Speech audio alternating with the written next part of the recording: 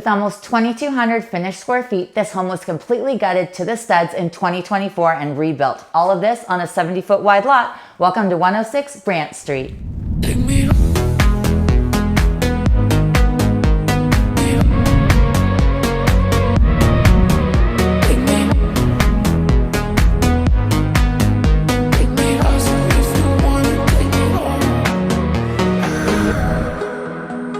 Something that you're trying to hold inside.